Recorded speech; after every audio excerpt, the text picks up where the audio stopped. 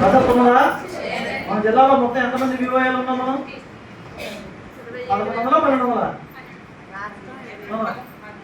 1100 ఉన్నాం. ఏది ఆ మొత్తం కృష్ణా జిల్లా నుంచి వచ్చి నూజివీడు, కైకూరు 8 మండలాలతో కలిపితే వాళ్ళు 8 మండలాలకు ఎవరు లేరు రాలా. మన పాత జిల్లా వాళ్ళే వచ్చాడు. మరి 1300 మంది ఉన్నాం మనం.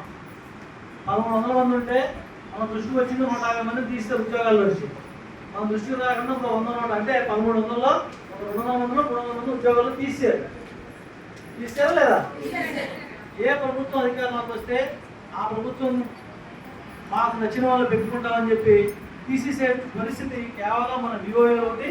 రెండోది ఉపాధి హామీ పథకం ఫీల్డ్ అసిస్టెంట్లో ఒకటి ఉన్నది. అవునా కదా? అంగన్వాడీ తీయగలుగుతున్నారా?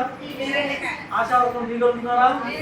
కొన్ని చోట ప్రయత్నం చేస్తున్నారు ఎమ్మెల్యేలు వాళ్ళ భర్తలు ఇంతకుముందు వైసీపీలో యాక్టివ్గా ఉన్నారు కాబట్టి